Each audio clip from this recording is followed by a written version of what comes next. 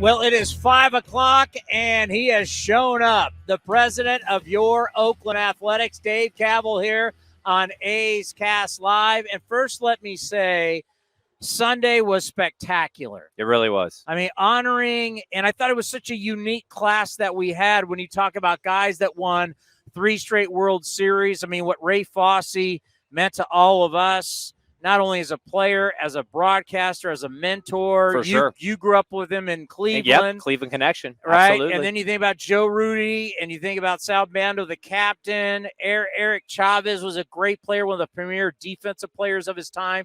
And then also unique is where, guys were such a part of the fabric of our family, right? When you got Voos for 54 years. Absolutely. Keith Littman for 52. Yep. It was such a dynamic class. Well, and also that we celebrate not just folks who, make their mark on the field, but also the support staff, like Keith Littman, like Voos. Those people are just as important in making everything work for the A's. And so I think that was a really special moment, and I think we're one of the few organizations in Hall of Fames that does that.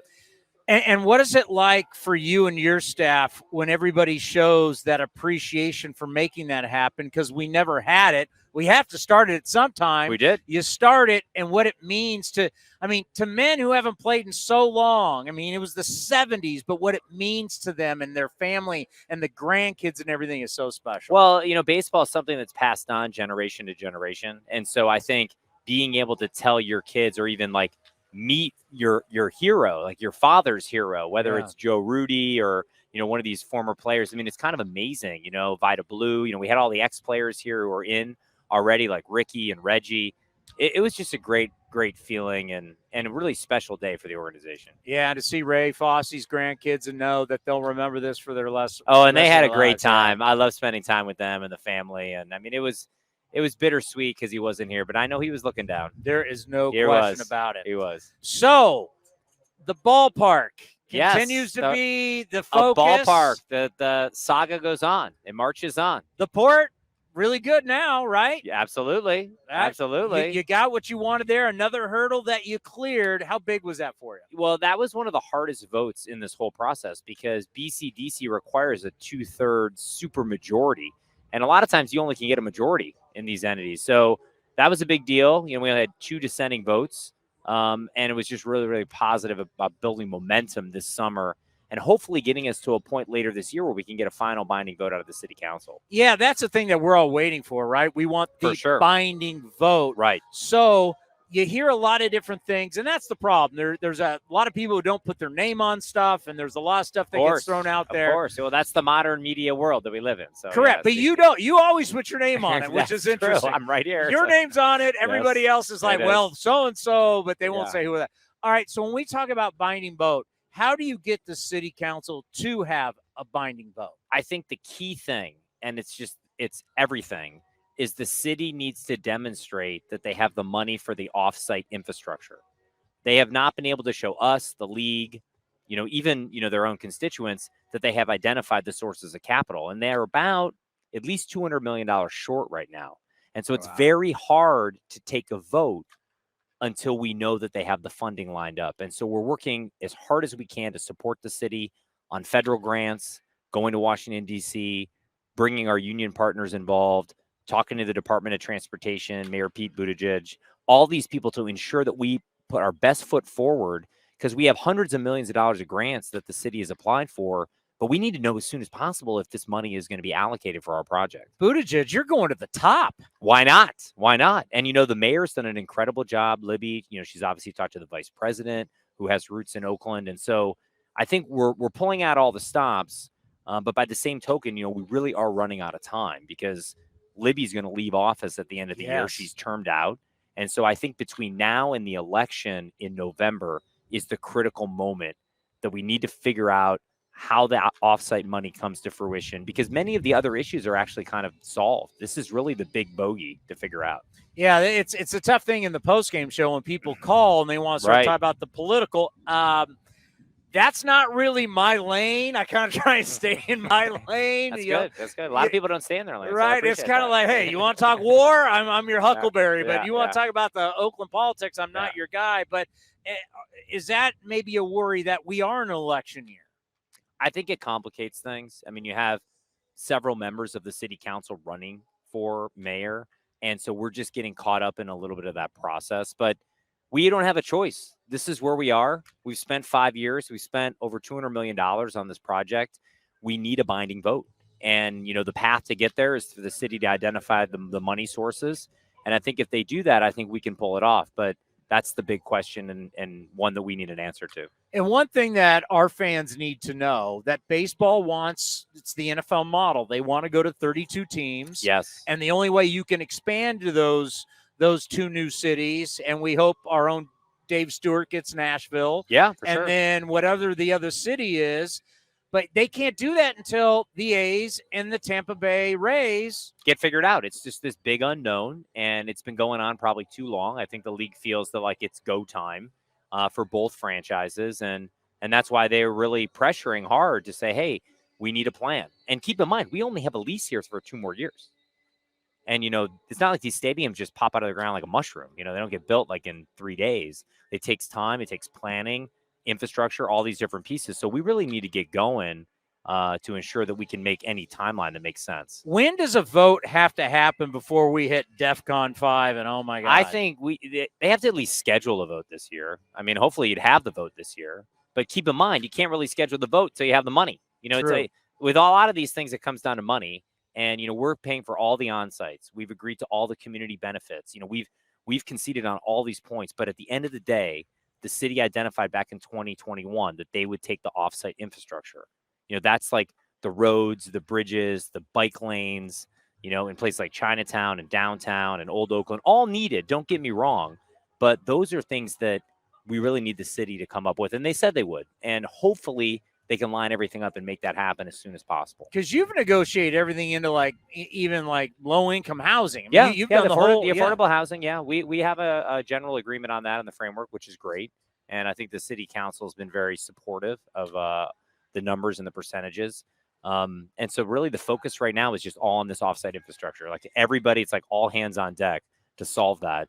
Because without solving that, there really can't be a deal. And so that's, I think, the concern. So for us to get shovels in the ground, money's got to be there, binding vote. That's where we're at. That's where we're at. And then the only other wild card out there is something that, we've been dealing with for months now is these lawsuits. We got hit with another lawsuit on the BCDC vote. But you expected that, right? Well, it's just frustrating to get sued on every approval. It just means that we knew from the beginning there'd be a lot of lawsuits, and it came to fruition.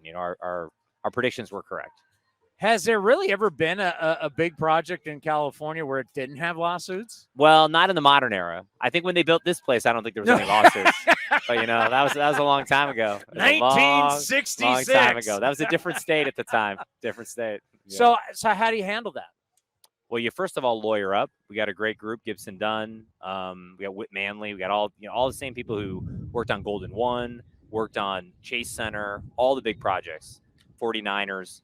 And so I think we have the right team, but it is frustrating to get so many different lawsuits. And so it just takes time and effort. And each time there's a lawsuit, that 270 days, it starts again for that lawsuit. So that's frustrating because it just puts the timing out and makes it hard for us to know when we can actually break ground and open the venue. Like people always say, why don't you know when? And I said, well, there are these things out of our control. There's lawsuits, there's the funding for the offsites, and that just complicates things. How frustrating is it for you to have people give opinions on stuff they don't have all the information on? Well, I mean, welcome to the 21st century. That's kind of where we are. And I mean, everyone is entitled to their take and their opinion. And, all we can do is continue to move forward on our path to make as much progress as we can to demonstrate the seriousness of, our efforts. Like, I don't think there's ever been a more serious effort to try to get a ballpark built really anywhere. And we're as close as we've ever been, but there's still some big hurdles to get over. And that's what we're focused on now. The thing that frustrates me for you, even though you don't need my help, is that people just think you're this ballpark guy. It's like, you're a sportsman. I you love sports. You know that. You had your own baseball league, for God's sake. That's right, the Golden Baseball League. I mean, in soccer, you loved winning. Absolutely. I mean, you are, like, people just want to think of you as a ballpark guy, but you really are a sports guy. Hey, I wrote a book on it, The Summer That Saved Baseball. Still available on Amazon for anyone who wants to buy it. Went to all 30 ballparks in 38 days. And so always loved the game, especially baseball. And, that's one reason I want to get the ballpark built, because I know what that can mean for the community, for the players, for the league, for everyone. It's a great storyline and something that we can actually have a legacy around. We have seen the model is build the ballpark and then everything follows around it. For sure. I've heard people say, well, why not build everything and then the ballpark? I'm like, are you nuts? Like, that could never happen, the ballpark right? actually is what draws everything. Correct. That's actually what is the prime mover of the whole project. So that's got to go first, and it's going to go first in our plan, and it's phase 0 to get that done. So then we got to talk about the other side, that it's a parallel path. How's everything going in Las Vegas? Well, I think we're as far as we've ever been there as well. We're down to a handful of sites in the resort corridor. We had a new site that popped up just the last couple of weeks that we're spending a lot of time being really thoughtful about. Brings with it some really unique opportunities for not only us, but I think Southern Nevada. And we're working also there with the elected officials, and there's an election in Nevada as well that we're navigating. But we're making a lot of progress there too, because we need options. We need somewhere to play as a franchise. And while we're working as hard as we can in Oakland, we're doing the same in Las Vegas to see if we can make a plan there that works for all parties as well. Is there a possibility Major League Baseball could just say no more at the Coliseum? You just can't play there anymore. Well, I mean, it's really 10 years past its useful life. I've said this many times. It's just we're dealing with so many challenges here, whether it's the opossums or the cats or the seats or just, this stadium wasn't envisioned to even be used this long. And, it's just a difficult environment. I think our players and our staff are very understanding, but it's always hard. And it's, even though we're spending millions of dollars, our own dollars to keep it playable, there could be a point where that's not possible anymore. It's hard to say. A lot of the naysayers here in the Bay Area about Las Vegas, I just go, I live this with the Raiders. Sure. They all said it would never work, won't happen, can't happen in Nevada. It's happening. Not only is it happening, they just hosted the draft, and now they're going to host the biggest event in the United States called the Super Bowl. Well, they're hosting it. And the other thing is their ticket revenue for the Raiders is the highest of any team in the league, and they have the smallest stadium. So I mean, there's a lot of data points that indicate. And I think MLB is kind of tuned into this. That like, hey, Las Vegas is a really strong market. They never felt that 10, 15 years ago, and so I think the page is turned on that. And I think that's what makes it a viable option. Yeah, because you're going to get the people here. They're going to say, there's no way. Vegas will never happen. It can't happen. Right. And you're saying, that's not so fast. Yeah, I mean, I think the parallel paths are a real thing. And, we have to explore all our options to see where we're going to end up. But Vegas is very viable. And when I think about the interviews that you do, and people want you to say one thing, but you do have to keep this parallel path. Tell people why this needs to happen to get a facility done, no matter where the facility is, to get a facility done. Things take a long time, Downey. These things can't be done overnight. So you have to start the planning way in advance. And if we don't get going in Southern Nevada, and if things collapse here in Oakland, we're not going to have anywhere to go. And so we have to ensure as a franchise that we have a viable plan for a new building, because we just can't keep playing here. It's reached the end of the road. So many great moments, so much great history, the 20-game winning streak, the World Series, all these things. But we're at the point where we need to move on. We need to get to that next chapter.